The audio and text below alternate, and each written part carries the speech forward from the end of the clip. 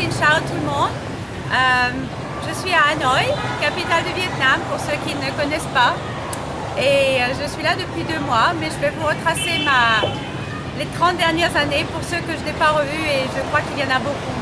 Tout d'abord, je voudrais vous dire que je suis désolée de ne pas être des vôtres, mais je suis coincée ici pour encore quelques mois. Come on. On vient de me livrer mon café au lait du matin, c'est dimanche, une semaine avant notre réunion. Voilà 30 ans que j'ai quitté l'école et 22 ans que je me suis installée, pardonnez le bruit des motos, que je me suis installée à Sydney. J'ai donc la double nationalité depuis 22 ans, franco-australienne, et sans regret. Si c'était à refaire, je le referais. J'ai très vite bazardé ma carrière. Mon dernier emploi en date de 1996, c'était avec le Club Med, donc pas vraiment l'ascension pour les postes de CEO.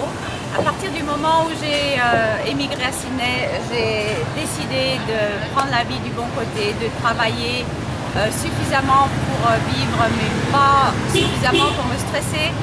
Et depuis l'an 99, je suis retournée à l'école, j'ai fait ce que j'avais toujours envie de faire, parce que je crois fermement qu'il faut suivre ses rêves. Et je suis allée à l'école des Beaux-Arts de Sydney. Durant 4 ans, j'ai étudié. Et donc depuis 99, je n'ai jamais remis les pieds en entreprise et sans regret là encore. Alors bien sûr, mon compte en banque en a pris un sale coup parce qu'il est très difficile de vivre de son art. Je dirais même impossible. Et c'est une des raisons pour laquelle je suis à Hanoi, puisque je viens de terminer 4 semaines très intensives. Rappelez-vous de la prépa, c'était pareil. Heureusement, ça n'a duré que 4 semaines et je serai d'ici 2 jours proprement qualifiée pour enseigner l'anglais dans des écoles de langue n'importe où dans le monde, ce qui est un bagage intéressant pour me permettre de continuer ma vie artistique et à produire sans avoir à me soucier trop des revenus. Heureusement, j'ai une maison à Sydney qui me sert des rentes et donc je n'attends pas vraiment les revenus de prof d'anglais. Heureusement d'ailleurs parce que c'est très mal payé. Bref, je suis heureuse, je suis mariée, divorcée et je vis depuis 10 ans avec mon partenaire artiste Jeff que j'ai rencontré à l'école des Beaux-Arts. Je n'ai pas d'enfant, je n'en ai jamais vraiment voulu et ça tombe très bien parce que maintenant je suis libre comme l'air, ou presque.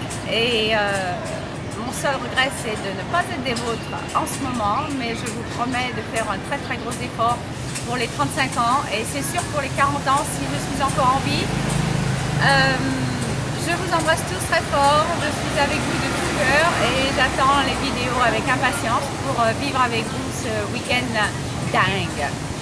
Danser pour moi, José, avec qui je me rappelle avoir dansé, je sais que tu es des nôtres, danse pour moi.